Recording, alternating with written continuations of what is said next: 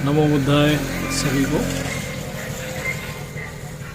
जैसे कि मैंने लास्ट वीडियो में डिस्कस किया था अबाउट सती माइंडफुलनेस, तो आज जो है मैं आपको माइंडफुलनेस प्रैक्टिकली हम लोग कैसे और बेटर वे में समझ सकते हैं उसको, और इजी वे में वो मैं आपको समझाने का प्रयास करूँगा। जो मेडिटेटर्स डीप मेडिटेशन प्रैक्टिसेस में ऑलरेडी हैं उनको ये अनुभव भी हुआ होगा, तो वो मुझसे काफ़ी रिलेट कर पाएंगे। तो जब हम लोग मेडिटेशन करते हैं और मेडिटेशन करते करते हमारा जो स्वभाव है मन का, वो एकाग्र होने का हो जाता है स्वभाव, और काफ़ी समय, जैसे हम 1 घंटा मेडिटेशन में बैठे हैं या 2 घंटा बैठे हैं, तो मैक्सिमम टाइम हमारा मन जो है वो एकाग्र होने लगता है, जो हमारी ब्रेथ है उस पे।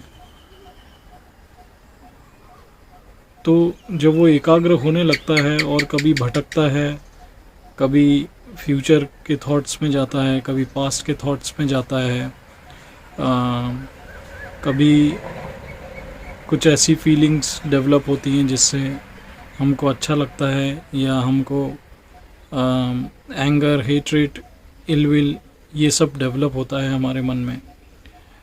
तो ऐसे समय में तुरंत हमको उस चीज़ की अवेयरनेस हो जाती है, ध्यान नहीं कर रहे हैं और हमारा मन जो है वो भटक रहा है, और तरह तरह की बातें हमारे भीतर जो है वो उत्पन्न हो रही है, ये हमें अवेयरनेस हो जाती है, ज्ञान हो जाता है, और वापस हम लोग जो है अपने मेडिटेशन ऑब्जेक्ट यानी कि ब्रेथ पे फोकस करने लगते हैं। ऐसा कई बार होता है, 1 घंटा बैठे हैं तो उसमें भी कई बार होता है, और कई बार ऐसा होता है कि 1 घंटा बैठे हैं तो बहुत फुल्ली फोकस्ड होके हम लोग ध्यान करते हैं, जिससे हमें समय का पता ही नहीं चलता है। हम टाइम जोन से एक तरीके से बाहर हो जाते हैं, तो हमको वो टाइम का पता ही नहीं चलता है। तो ये ऐसी भी स्थिति आती है जब हम फुल्ली स्ट्रॉन्ग कंसंट्रेशन हमारा रहता है, माइंडफुलनेस रहती है, और हमारी विजडम भी काम करती है। तो हमारी विजडम हमको जो है मेडिटेशन ऑब्जेक्ट पे लगा के रखती है, उसको इधर उधर भागने नहीं देती है। तो इस तरीके से बार बार जैसे जैसे मन भटकता है तुरंत वापस लाते हैं, जैसे मन भटकता है तुरंत उसको वापस लाते हैं, due to awareness, due to mindfulness. तो ये माइंडफुलनेस का काम है। माइंडफुलनेस आपको स्विच करती है बार बार आपके मेडिटेशन ऑब्जेक्ट पे, और इसलिए स्विच करती है क्योंकि आप में विजडम रहता है। विजडम के कारण आप में एक अवेयरनेस, एक जागरूकता रहती है कि हमारा मन भटक रहा है, और वापस आप मेडिटेशन ऑब्जेक्ट पे आ जाते हैं। तो माइंडफुलनेस और विजडम जो है वो एक साथ काम करती है। दोनों अलग अलग चीज़ हैं, लेकिन दोनों एक साथ काम करती है। जब आप में माइंडफुलनेस डेवलप हो रहा है, यानी कि आप में विजडम भी डेवलप हो रहा है, इसलिए आप में माइंडफुलनेस भी है। तो दोनों एक ही सिक्के के 2 पहलू जैसे हैं, दोनों साथ साथ काम करते हैं। तो जितना ज़्यादा आप माइंडफुल होते जाएंगे, उतना ज़्यादा आप में विजडम जो है वो डेवलप होती जाएगी। अलग अलग स्टेजेस में, अलग अलग समय में माइंडफुलनेस के साथ साथ आपकी विजडम भी ग्रो करती है, अलग अलग विजडम्स डेवलप होती हैं। तो माइंडफुलनेस का काम ही यही है कि आपका मन जब भटकता है तो उसको वापस मेडिटेशन ऑब्जेक्ट पे लाना, यानी ब्रेथ पे लाना। काफ़ी सारे मेडिटेशन प्रैक्टिसेस हैं जो मैंने अभी तक अनुभव किए हैं, उसके आधार पे मैं आपको बता रहा हूँ कि महर्षि शैडो की जो मेडिटेशन टेक्निक है, जो महर्षि शैडो जी सिखाते थे, तो वो rising and falling of the abdomen है। यानी कि हमारा जो पेट है, हमारा जो स्टमक है, जब हम सांस लेते हैं तो पेट फूलता है, जब सांस हम छोड़ते हैं तो पेट अंदर की तरफ जाता है। तो महर्षि शैडो टेक्निक में हम लोग rising and falling of the abdomen, यानी कि पेट जब बाहर की तरफ आ रहा है तो हम उसको नोटिस करते हैं कि वो बाहर की तरफ आ रहा है। जब पेट अंदर की तरफ जाता है तो हम उसको अनुभव करते हैं कि वो अंदर की तरफ जाता है। तो ये rising and falling of the abdomen को हम लोग नोटिस करते हैं according to Maharshi shadow ji technique. इसमें और ब्रीदिंग इन ब्रीदिंग आउट में क्या अंतर है? तो अंतर नहीं है, ये इजी है। कई बार हमको ब्रेथ जो है वो समझ में नहीं आती। काफ़ी सारे मेडिटेटर्स की प्रॉब्लम रहती है कि आनापाना में उनको यहाँ पे फोकस नहीं हो पाता, बहुत समय लगता है कोई मेडिटेटर्स को, और ब्रीदिंग इन ब्रीदिंग आउट में भी पूरी ब्रेथ उनको समझ में नहीं आती।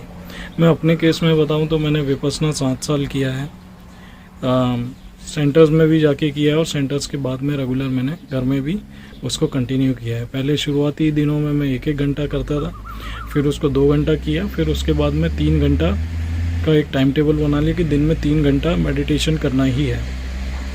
तो आनापाना और विपस्सना पे ध्यान दिया, कायानुपस्सना, वेदनानुपस्सना, ये सारी चीज़ें की, और मुझे उसमें भी कोई डिफ़िकल्टी नहीं हुई। दोनों ही चीज़ मैंने बहुत इजीली प्रैक्टिस कर लिया था। लेकिन मैंने जब महर्षि चैडो टेक्निक के बारे में मुझे पता चला एक टीचर के माध्यम से, जो कि मेडिटेशन सिखाते हैं और जो स्वयं जो है श्रोतापन है आज की डेट में, तो उनसे मैंने सीखा। तो उन्होंने rising and falling of the abdomen का बताया मुझे। तो वो भी टेक्निक जब मैंने स्टार्ट किया तो वो भी मैं बहुत इजीली उसमें भी मैंने कवर अप कर लिया, सीख लिया, मुझे ज़्यादा कोई दिक्कत नहीं गई, और मैं ब्रेथ भी पूरी देख पाता था और राइजिंग एंड फॉलिंग भी देख पाता था। बट उनका कहना था कि आप केवल राइजिंग एंड फॉलिंग पे फोकस कीजिए, आपको ब्रेथ इन एंड आउट पे ज़्यादा वो करने की ज़रूरत नहीं है। देख सकते हैं ठीक है, बट आपका मेन फोकस होना चाहिए कि जब आपने ब्रेथ लिया अंदर तो आपका एब्डोमेन जो बाहर की तरफ आता है, आपका पेट जो फूलता है बाहर की तरफ, तो उसको नोटिस कीजिए कि वो बाहर की तरफ फूला है। और जब आप सांस छोड़ते हैं तो पेट अंदर की तरफ जाता है, तो उसको महसूस कीजिए कि पेट अंदर की तरफ जा रहा है। तो ये rising and falling of the abdomen को नोटिस करने के लिए उन्होंने कहा। और जब भी आप ये करो तो जब आपका पेट फूले, सांस जब आप अंदर लेंगे, ब्रेथ अंदर लेंगे, तो आप जब भी आपका पेट फूलेगा तो आपको मन में बोलना है राइजिंग, और जब वो अंदर की तरफ जाए, जब आप सांस बाहर छोड़े, तो आपको बोलना है फॉलिंग। ये क्यों बोलना है rising falling again and again? ताकि आपका माइंड जो है वो उसी पे फोकस रहे और कहीं नहीं जाए। तो जब आप मन में इस तरीके से बोल के, जब आपका पेट फूल रहा है तब आप बोलें राइजिंग, जब वो नीचे की तरफ जा रहा है, डाउनफॉल हो रहा है, तो उसको बोले फॉलिंग। जब आप इस तरीके से अंदर मन में ऐसा बोलते हुए जब आप मेडिटेशन करते हैं तो आप बहुत फुल्ली फोकस हो जाते हैं। आपके मन में कोई दूसरा थॉट नहीं आएगा, क्योंकि आपके मन में राइजिंग एंड फॉलिंग ही चल रहा है। लेकिन इसका मतलब नहीं है कि ये ब्रेक नहीं होता है, कई बार ये ब्रेक हो जाता है। तो जब ब्रेक हो जाए तो क्या करना है, वापस पे मेडिटेशन ऑब्जेक्ट पे आना है, राइजिंग एंड फॉलिंग पे आना है। कोई एंगर या कोई इलविल, कोई हेट्रेड, कोई डिल्यूजन, कोई पास्ट का कुछ थॉट प्रोसेस, फ्यूचर का कोई थॉट प्रोसेस, ऐसा जो भी आपके मन में आए उसको नोटिस कर लिया कि हाँ भाई ये अभी आया है मेरे मन के भीतर, उसको देख लिया। अब उसमें पढ़ना नहीं है, उसको वहीं छोड़ देना है और वापस राइजिंग एंड फॉलिंग पे आ जाना है। तो माइंडफुलनेस का काम ही यही होता है कि आपका मन जैसे ही भटके उसको वापस ले आओ, जैसे ही भटके वापस ले आओ, जैसे ही भटके वापस ले आओ। तो शॉर्ट में अगर किसी को माइंडफुलनेस समझना है तो सिंगल लाइन में ये है कि आपका मन भटकता है, वो उसको वापस लाता है आपकी ब्रेथ पे, फिर मन भटका, माइंडफुलनेस उसको वापस लेके आएगा, फिर भटका, फिर लेके आएगा। ऐसे कंटिन्यूसली करते जाएगा जब तक आपका फोकस जो है वो स्ट्रांग नहीं हो जाता, समाधि जो है स्ट्रांग नहीं हो जाती। माइंडफुलनेस के बाद, सती के बाद समाधि आएगी। तो समाधि जब तक, स्ट्रांग समाधि जब तक डेवलप नहीं होगी तब तक ऐसा होता रहेगा। समाधि डेवलप होगी लेकिन उतनी स्ट्रांग नहीं रहेगी वो। कभी आप समाधि आपकी बहुत अच्छी लगेगी, कभी समाधि जो है वो वीक रहेगी तो फिर से मन इधर उधर भटकेगा, फिर वापस उसको मेडिटेशन ऑब्जेक्ट पे लेके आएंगे। तो इस तरीके से वो चलता रहेगा। तो ये माइंडफुलनेस को इजी वे में मैं समझाना चाहता कि मन जब भटकता है तो माइंडफुलनेस जो है, अवेयरनेस जो है आपकी, वो उसको वापस लेके आती है आपके मेडिटेशन ऑब्जेक्ट में। इसी को माइंडफुलनेस बोलते हैं, इसी को सती बोलते हैं कि मन भटके उसको वापस लेके आए, मन भटके उसको वापस लेके आए। दिस इज कॉल्ड सती। और जब आपका माइंडफुलनेस स्ट्रांग हो जाएगा तो आपको काफ़ी सारी विजडम्स डेवलप होंगी, और जब विजडम डेवलप होगी तो विजडम के साथ में आपकी समाधि भी और अच्छी होती जाएगी और स्ट्रांग होती जाएगी। अगर आपके मन में मेडिटेशन के समय कोई भय उत्पन्न होगा तो आप उसको भय की तरह नहीं देखेंगे, आप उसमें इन्वॉल्व नहीं होंगे, आप उसको इस तरीके से देखेंगे कि हाँ अब एक इमोशन डेवलप हुआ है, ये फियर का इमोशन है, और अब मुझे इसमें अटैच नहीं होना है और इसको और बढ़ाना नहीं है, बार बार इसके बारे में सोच के, इसमें पढ़ के। तो आप उसको सोचेंगे नहीं और वापस आप अपने rising and falling of the abdomen में आएंगे और उसी पे आपका पूरा फोकस रहेगा। तो एक समय ऐसा आएगा मेडिटेशन के समय कि आपका ऑटोमेटिक हो जाएगा, जैसे आपका मन भटका तो वापस वो माइंडफुलनेस अपने आप डेवलप हो जाएगी, ऑटोमेटिक हो जाएगी माइंडफुलनेस। शुरुआत में आपको उसको प्रयत्न करना पड़ता है, बार बार ट्राई करना पड़ता है कि मेडिटेशन ऑब्जेक्ट में रहे, मेडिटेशन ऑब्जेक्ट में रहे, लेकिन बाद में ऐसा हो जाएगा कि वो ऑटोमेटिक हो जाएगा, माइंडफुलनेस ऑटोमेटिक हो जाएगी। ऑटोमेटिक हो गई तो फिर इतना ज़्यादा दिक्कत नहीं है।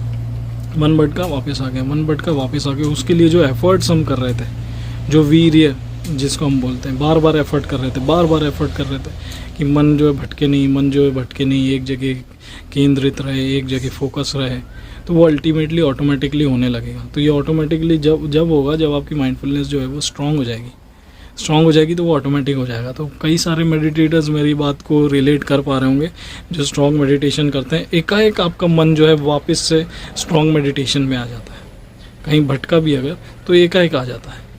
और कई बार आपकी माइंडफुलनेस इतनी स्ट्रांग रहती है, इतनी स्ट्रांग रहती है कि आप 1 घंटा बैठें तो 1 घंटा भी आपका मेडिटेशन फुल्ली फोकस्ड होके लगता है, 100% फोकस होके लगता है, कई बार 80% फोकस होके लगता है, डिपेंड अपॉन द मेडिटेटर्स। लेकिन हर दिन सेम नहीं रहेगा। अगर आपका आज बहुत अच्छा मेडिटेशन हुआ है तो आपको उसके प्रति भी आसक्ति नहीं जगानी कि अरे आज तो बहुत अच्छा मेरा मेडिटेशन हुआ, फुल्ली फोकस होके हुआ, मैं माइंडफुल रहा मैक्सिमम टाइम, और अगले दिन तो आप उससे खुश हो रहे हैं और अगले दिन जब वैसा नहीं हो रहा है तो आप दुखी हो रहे हैं। तो ये भी अटैचमेंट है। तो इस अटैचमेंट को भी जानना है। तो ये अटैचमेंट को भी जानने के लिए प्रज्ञा आपको मदद करती है कि आप मेडिटेशन के सुख में नहीं पड़ेंगे कि अगर आपको अच्छी अनुभूति हो रही है, आपका मेडिटेशन स्ट्रांग हो रहा है, आपकी समाधि अच्छी लग रही है, तो आप उसके प्रति आसक्ति नहीं जगाएंगे, उसके प्रति क्रेविंग नहीं जगाएंगे। कई मेडिटेटर्स होते हैं जो बोलते हैं अरे आज तो मुझे स्ट्रांग समाधि नहीं लगी, मुझे अच्छा नहीं लग रहा है, या आज मेरा दिन खराब है। तो दिन या टाइम कभी खराब नहीं होता है, इट डिपेंड्स आप कितने फुल्ली फोकस हैं। और ये भी आपको बताता है कि सिचुएशंस एक जैसी नहीं रहेगी। किसी दिन आपकी स्ट्रांग समाधि है, किसी दिन आपकी समाधि स्ट्रांग नहीं है, आपका मन भटकेगा बार बार, आपको बार बार प्रयत्न करना पड़ेगा। तो ये लॉ ऑफ इम्परमानेंस भी सिखाता है कि समय जो है एक जैसा नहीं रहता। इससे आपको क्या होगा, डिटैचमेंट अपने आप डेवलप होगा। आपकी फिर अच्छी समाधि लगे, चाहे आपकी समाधि अच्छी नहीं लगे, चाहे आपकी सती स्ट्रांग हो चाहे नहीं हो, आप प्रयास करते रहेंगे, आप मेडिटेशन करते रहेंगे। तो एक न्यूट्रल फीलिंग डेवलप होती है धीरे धीरे। न्यूट्रल फीलिंग मतलब जैसे सुखा दुखा असुखा अदुखा, असुखा दुखा एक न्यूट्रल फीलिंग है कि उसको दुख भी नहीं है, उसको सुख भी नहीं है, वो मध्य में रहता है। तो बुद्धिज़्म का मार्ग ही जो है वो मध्यम मार्ग है। तो मध्यम मार्ग क्या है कि आपको अच्छा आपका मेडिटेशन हो रहा है तब भी आपको बहुत खुश नहीं होना, स्टेबल माइंड से रहना। जब आपका सही नहीं हो रहा है तब भी आपको स्टेबल माइंड से रहना, क्योंकि आप ये समझ जाते हो कि सब कुछ अनित्य है, सब कुछ बदलता है, इम्परमानेंस है। आपको ये अनुभूति से समझ में आने लगता है। जब अनुभूति से समझ में आने लगता है तो आपको ना उसका हर्ष या खुशी उत्पन्न होगी, ना उसका दुख उत्पन्न होगा। तो इस तरीके से मेडिटेटर को ये भी समझ में आ जाता है कि मेरे को स्थिर मन से रहना है। तो जब स्थिर मन से रहता है तो उसके मन में आसक्ति, डिज़ायर नहीं होती, क्रेविंग नहीं होती, तन्हा नहीं होती कि अब मेरे को इसी तरीके की फीलिंग फिर से डेवलप होनी चाहिए, इस तरीके की समाधि डेवलप होनी चाहिए, मेरा माइंडफुलनेस सती जो है बहुत स्ट्रांग होना चाहिए। ये डिज़ायर उसके मन में नहीं रहता है। वो केवल क्या करता है, वो केवल प्रयत्न करता रहता है, प्रैक्टिस करता रहता है, एफर्ट्स करता रहता है, अपने वीर्य की पारमी को भी बढ़ाता रहता है और पेशेंस रखता है। खंती बोलते हैं उसको पाली लैंग्वेज में। तो पेशेंस रखता है। तो जितना ज़्यादा उसका पेशेंस स्ट्रांग होते जाता है तो फिर कैसी भी फीलिंग आ रही है वो उसको जस्ट वॉच करेगा और जहाँ उसके ऊपर ज़्यादा ध्यान नहीं देगा और अपने मेडिटेशन ऑब्जेक्ट के ऊपर ही फोकस रहेगा। तो उसको ये समझ में आ जाता है कि जो भी फीलिंग्स अराइज हो रही है वो एक दिन समाप्त हो जाएगी, तो उसके पीछे नहीं जाना है। एक चीज़ है जिससे हमको फोकस होके रहना है, वो है हमारी rising and falling of the abdomen, या जो ब्रीदिंग इन ब्रीदिंग आउट वाला मेडिटेशन करते हैं, तो ब्रीदिंग इन ब्रीदिंग आउट। तो इस तरीके से आपको जो भी आ रहा है जो भी चीज़ जा रही है आपके भीतर में, उसको बस वॉच करना है और जाने देना है, लेट गो करना है, उससे अटैच नहीं होना है। तो जब आप अटैच नहीं होंगे यानी कि आप डिटैचमेंट सीख गए, और जब आप डिटैचमेंट कम परसेंटेज में, मोर परसेंटेज, हाइयर परसेंटेज में जब आप डिटैचमेंट सीख जाएंगे पूरी तरीके से बाय प्रैक्टिस, तो आपके लिए मेडिटेशन जो है बहुत इजी हो जाएगा। कई बार ऐसा होगा कि आप बैठते से ही आपको समाधि लग जाएगी, इतना जल्दी भी हो जाता है क्योंकि आप कंटिन्यूस प्रैक्टिस में। हाँ, कंटिन्यूस प्रैक्टिस मांगता है, इसके लिए भी अपना एक डिसिप्लिन फॉलो करना ज़रूरी है, प्लस इसके साथ दानशील दोनों का पालन करना ज़रूरी है। तो भावना यानी कि मेडिटेशन आपका आसान हो जाएगा।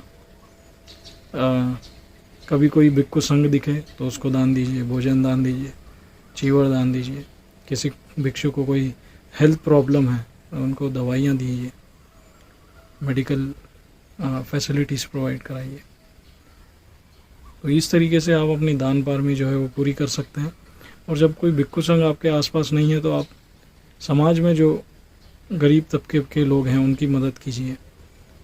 जो भी आप अच्छा कर सकते हैं मानवता के नाते वो कीजिए। वो भी एक तरीके का नोबल वर्क है, कुशला कम्मा है। तो जब कुशल कर्म करते हैं तो हमारे मन में जो है कुशल चित्त उत्पन्न होता है। तो कुशल चित्त उत्पन्न होता है तो उसका जो पुण्य है, उसका जो मेरिट्स है, वो एज अ बैकअप काम करता है जब आप ध्यान साधना करते हैं। तो कई बार कुछ साधक ऐसे हैं जिनकी पारमी बहुत पुष्ट रही तो उनको मेडिटेशन एक्सपीरियंसेस बहुत जल्दी हो गए। मैं एक मोनास्ट्री में था, वहाँ पे एक नर्स थी, अभी तो वो खैर रिटायर हो गई। तो वो आर्मी के जो जवान जो वॉर में जाते थे तो उनके साथ उनको जाना पड़ता था, और जो भी वॉर में जख्मी होते थे उनका वो इलाज करती थी ऑन द स्पॉट, वॉर के दौरान, उस वर्स्ट सिचुएशन में जहाँ उनकी भी जान को खतरा है। तो वो ऐसा उन्होंने मैक्सिमम टाइम किया, और जब उन्होंने मर्सी शैडो टेक्निक से मेडिटेशन शुरू किया तो उनको साइकिक डेवलप हुआ 3 दिन के अंदर, और उनकी समाधि काफ़ी स्ट्रॉन्ग है। अभी हालांकि हायर लेवल में अभी और जाना बाकी है, लेकिन 3 दिन के अंदर उनको साइकिक डेवलप हुआ। साइकिक कुछ रिद्धि बल रहते हैं, तो वो लोग काफ़ी कुछ देख सकते हैं लोगों के बारे में, और कुछ प्रेडिक्शंस कर सकते हैं। तो ऐसा उनमें डेवलप हुआ। तो उन्होंने डिस्कशन में बताया कि शायद मैंने अपने जॉब के दौरान जो अच्छे काम किए, लोगों की जान बचाई, उनका इलाज किया, उनका ट्रीटमेंट किया, शायद वो पुण्य कर्म मुझे जो है मेडिटेशन के समय काम आए। तो पुण्य कर्म बहुत सहयोगी होते हैं, बहुत हेल्पफुल होते हैं, तो वो करते रहना है। ऐसा नहीं सोचना है कि हम ध्यान में बैठे हैं तो ध्यान में ही बैठे रहें। उसके साथ में आपको पुण्य कर्म करना ही पड़ेगा। विदाउट उसके आपको ध्यान में भी हायर लेवल पे अचीवमेंट्स नहीं हो पाएंगे। तो आप पुण्य कर्म करते रहिए, तीनों चीज़ आप फॉलो कीजिए, दान, शील और भावना। भावना यानी मेडिटेशन। तो ये आप करते रहेंगे तो आपको स्पिरिचुअल एक्सपीरियंसेस होंगे। तो मैं सती के बारे में केवल थोड़ा सा आपको बोलना चाह रहा था और क्लियरली, बिकॉज सती लोगों को समझ में नहीं आता क्या है। तो बहुत सिंपल वे में समझाऊं तो आपका माइंड भटकता है, सती आप जो है आपके माइंड को वापस लेके आती है मेडिटेशन ऑब्जेक्ट में। This is called Sati, this is called awareness, awareness of the aware mind. यानी कि आपका माइंड अभी कहाँ है, क्या वो पास्ट में है, क्या वो कहीं और घूम रहा है, आप कहीं और बैठे हैं, आपका माइंड कहीं और है, उसको वो नोटिस कर लेता है। कौन कर लेता है? माइंडफुलनेस नोटिस कर लेता है। तो उसको बोलते हैं awareness of the aware mind. इस तरीके से भी डिफाइन किया जाता है कि आपका माइंड अभी कहाँ है, उसकी वो अवेयरनेस रखता है, उसको माइंडफुलनेस बोलते हैं। और क्योंकि उसको पता होता है कि आपका माइंड इधर उधर भटक रहा है, उसको वापस लेके आता है मेडिटेशन ऑब्जेक्ट। शुरुआत में उसको आपके एफर्ट्स लगते हैं साथ में, लेकिन बाद में कंटिन्यूस प्रैक्टिस से फिर वो माइंडफुलनेस ऑटोमेटिक भी होने लगती है। क्योंकि आपकी माइंडफुलनेस स्ट्रांग होती है। शुरुआत में वीक होती है, इसलिए आपको एफर्ट्स करने पड़ते हैं। जब आपकी माइंडफुलनेस स्ट्रांग हो जाती है तो ऑटोमेटिकली भी वो मेडिटेशन ऑब्जेक्ट में वापस आपके माइंड को लेके आती है। तो इस तरीके से इसको माइंडफुलनेस बोलते हैं, सती बोलते हैं। और सती जिसकी स्ट्रांग हो गई उसकी समाधि स्ट्रांग हो जाती है अल्टीमेटली। नेक्स्ट स्टेप है समाधि। तो समाधि के ऊपर भी बात करेंगे। अभी के लिए मैं वीडियो को यहीं समाप्त करता हूँ। नमो बुद्धाय।